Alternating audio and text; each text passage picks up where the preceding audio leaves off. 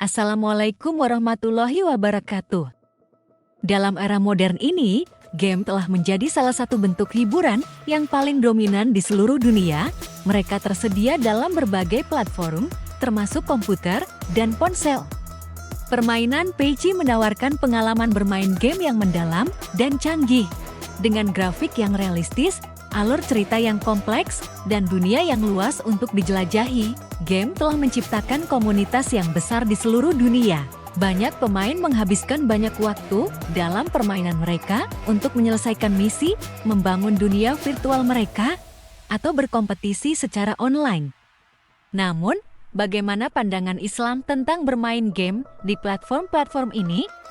Pandangan Islam tentang game adalah bahwa bermain game adalah hiburan yang sah, asalkan tidak mengganggu kewajiban agama dan tanggung jawab sehari-hari seseorang. Islam mendorong keseimbangan dalam semua aspek kehidupan, termasuk dalam hiburan, dan mengingatkan agar tidak menjadi terlalu tergantung pada hiburan tersebut. Saat bermain game, pemain harus selalu mempertimbangkan prinsip-prinsip Islam seperti etika, tanggung jawab, dan keseimbangan. Bermain game seharusnya menjadi hiburan yang positif dan dapat meningkatkan kualitas hidup seseorang tanpa mengganggu nilai-nilai dan prinsip-prinsip agama Islam. Pengasuh Lembaga Pengembangan Dakwah Al-Bahjah Cirebon Buya Yahya memberi pandangan terkait hukum bermain game. Pada era kemajuan teknologi sekarang, game kerap dimainkan umat Islam dari berbagai usia. Terkadang game ini membuat para pemainnya lupa waktu. Ditambah lagi beberapa game online mengandung unsur judi. Buya Yahya memberikan penjelasannya, game adalah permainan. Pada dasarnya game tidak ada hubungannya dengan agama dan bukan sesuatu yang haram dari zatnya permainan, ungkap Buya Yahya. Game bukanlah permainan yang haram selama tidak ada judi di dalamnya dan tidak membuat kita meninggalkan kewajiban. Artinya, bukan game yang membuat seseorang berdosa, namun bagaimana cara kita memainkannya agar tidak lalai dari kewajiban kepada Allah. Atau bagi orang yang seharusnya bekerja malah main game terus sehingga teledor urusan kerja. Hal ini tentu sama saja seperti meninggalkan kewajiban dalam berhubungan antar sesama manusia, terang Buya Yahya. Karena dalam hidup kita sebagai umat Islam memiliki kewajiban selain kepada Allah dan terhadap sesama manusia. Kemudian Buya Yahya melanjutkan, bukan game yang jorok dan mengandung unsur pornografi di dalamnya. Selagi tidak ada unsur-unsur tersebut, maka kembali pada hakikat game hanya sebagai permainan. Hanya game itu menyita waktu, sehingga Buya Yahya menyarankan agar tidak kecanduan dalam memainkan game. Anda main game, dan bukan Anda dimainkan oleh game online, katanya. Menurut Buya Yahya, orang yang cerdas adalah orang yang menganggap game hanya sebagai hiburan dan dimainkan dikala jenuh dengan kehidupan sehari-hari. Hingga pada akhirnya, seseorang akan sadar bahwa bermain game hanya akan membuang waktu dan lebih baik digunakan untuk kegiatan yang lebih bermanfaat seperti belajar, membaca Al-Quran, dan lainnya. Sebelum kita lanjut ke pembahasannya, silakan klik tombol subscribe, like, dan aktifkan tombol loncengnya supaya dapat pemberitahuan video baru dari channel ini. Game ponsel telah memperluas akses kepada jutaan orang di seluruh dunia. Orang-orang dengan mudahnya mengunduh game di perangkat seluler. Game ponsel menjadi hiburan yang lebih mudah diakses daripada permainan PC dan lainnya. Mereka juga seringkali dirancang untuk sesi permainan yang lebih singkat, sesuai dengan ritme hidup modern yang sibuk. Pandangan Islam tentang game ponsel adalah serupa dengan pandangan tentang game PC game lainnya. Pada dasarnya, bermain game di ponsel adalah sah, asalkan tidak mengganggu kewajiban agama dan tanggung jawab sehari-hari. Kembali lagi, keseimbangan dan etika dalam bermain game tetap penting dalam pandangan Islam. Dan sekarang, game juga sudah termasuk dalam salah satu olahraga yang ditandingkan atau sering disebut dengan e-sport elektronik sport dan dijadikan salah satu cabang olahraga di ajang SEA Games. E-sport atau olahraga elektronik telah mengalami perkembangan pesat di Indonesia dan dunia selama beberapa tahun terakhir. Dari awalnya hanya dianggap sebagai hobi, sekarang game telah menjadi industri yang serius dan menguntungkan di negara ini. Perkembangan e-sport di Indonesia merupakan cerminan dari pertumbuhan industri game dan teknologi yang sedang berlangsung. E-sport tidak hanya menjadi hobi yang populer, tetapi juga pilihan karir yang menjanjikan bagi banyak individu. Dukungan dari industri permainan dan sumber daya lokal telah membantu memacu pertumbuhan ini, sementara dampak positifnya terlihat dalam ekonomi, industri hiburan, dan komunitas yang sulit. E-sport di Indonesia terus berkembang dan berpotensi menjadi salah satu kekuatan utama dalam dunia e-sport global. Industri gaming di Indonesia terus tumbuh. Menurut data dari Indonesia Esports Premier League (ESPL), Indonesia menempati peringkat 12 sebagai pasar gaming dunia dengan total pemain game aktif mencapai 62,1 juta orang.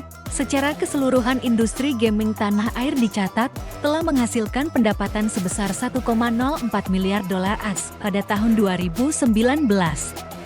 Melihat data tersebut, artinya terjadi peningkatan industri gaming yang pada akhirnya juga meningkatnya kepopuleran e-sport di Indonesia. E-sport diyakini memiliki potensi dan peluang prestasi sekaligus mendorong industri kreatif. Bahkan menurut sumber data yang sama, pencapaian tim-tim e-sport profesional di Indonesia telah membuka lapangan pekerjaan dengan total lebih dari 15 triliun rupiah dalam perputaran ekonomi. Pendiri Rumah Fikih Indonesia RFI, Ustadz Ahmad Sarwat, menjelaskan, dalam pandangan syariat Islam bermain game online, pada dasarnya hukumnya mubah atau boleh. Hanya saja kebolehan dalam hukum bermain game tersebut bisa berkonsekuensi pada hukum makruh dan bahkan haram. Bermain game sebagai selingan atau hiburan tentu tidak menjadi masalah, tapi bisa saja nanti bermain game ini dalam konteks dan kasus tertentu bisa berubah hukumnya menjadi makruh, bahkan bisa menjadi haram, ujar Ustadz Sarwat. Menurut dia, game online hukumnya menjadi makruh jika permainan tersebut justru membuat orang yang memainkannya lupa waktu dan menyia-nyiakan waktu yang berharga. Misalnya, seharusnya waktunya digunakan untuk belajar malah bermain game.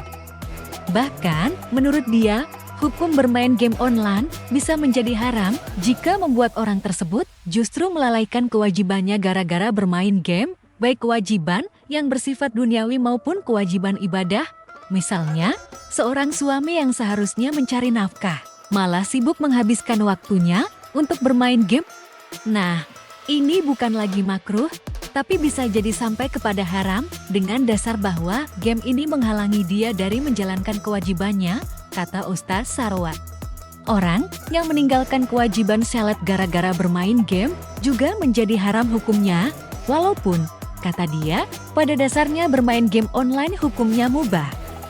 Sebenarnya bukan bermain gamenya sih, tapi meninggalkan sholatnya yang haram.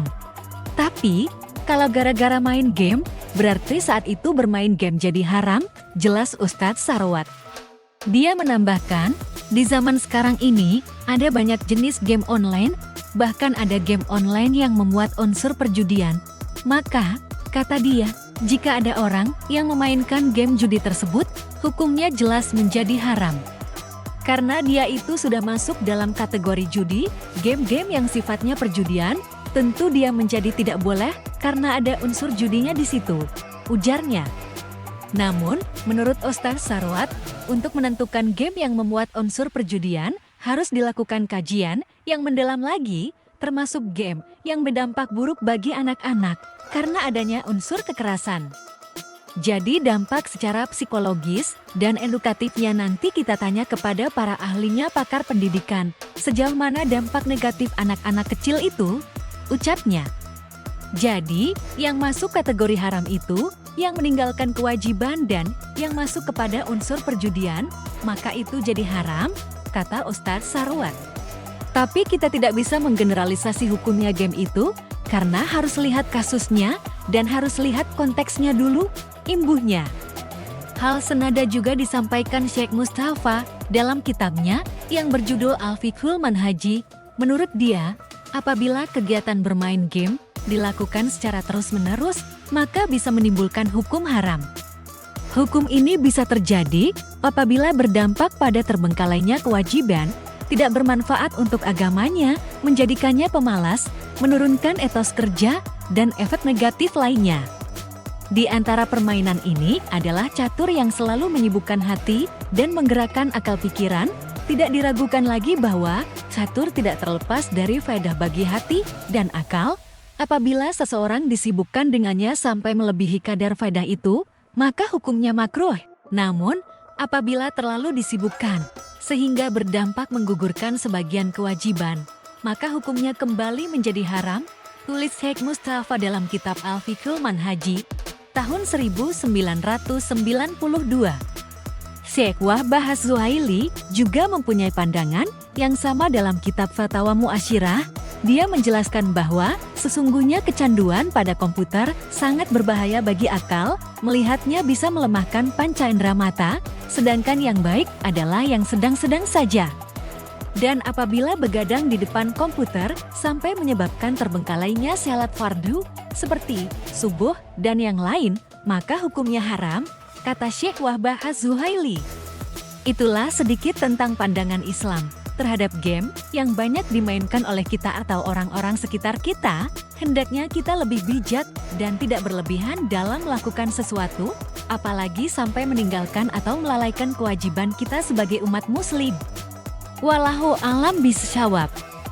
Mohon maaf jika ada kata dan salah dalam penyampaian. Silakan dikoreksi atau memberi kritik dan saran di kolom komentar. Terima kasih. Assalamualaikum warahmatullahi wabarakatuh.